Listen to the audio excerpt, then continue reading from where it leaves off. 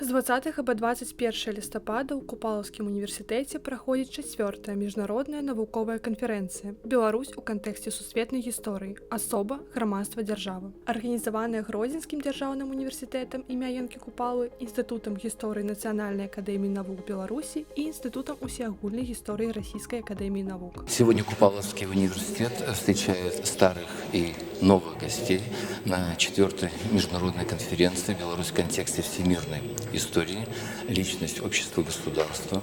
И диапазон вопросов, который рассматривается, он традиционен, но 4-я конференция выделяется еще и аспектом азиатско-африканским.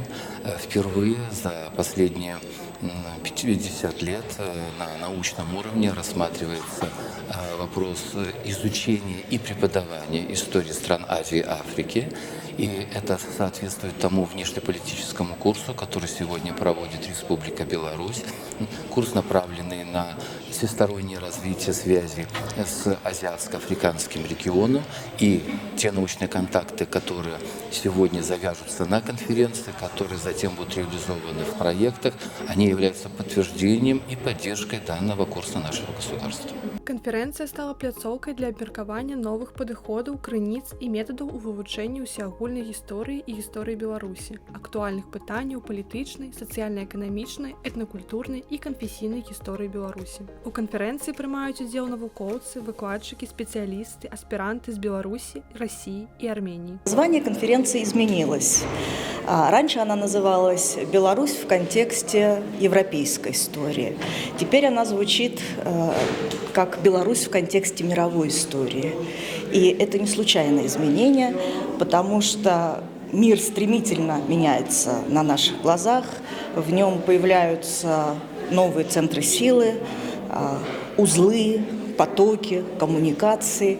И большую роль в вот этом новом мире играют страны Востока, так называемый глобальный юг, которые не согласны с тем местом и ролью в истории, который им отводил прежний западный проект истории, как страны второго эшелона, третьего эшелона, догоняющие Запад постоянно. Однако вопрос заключается в том, готовы ли мы, историки, сегодня ответить на этот вызов.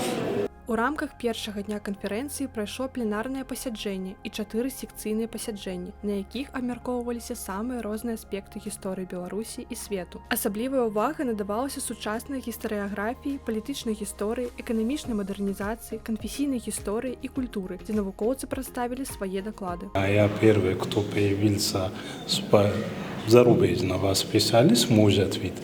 Хотя наши студенты учатся в Беларуси, я надеюсь, что еще будет больше и больше. Я знаю, когда-то были больше арабские, больше азиатские и больше африканские. Сейчас тоже мы возвращаемся. Я надеюсь, что в перспективе будет более интересно.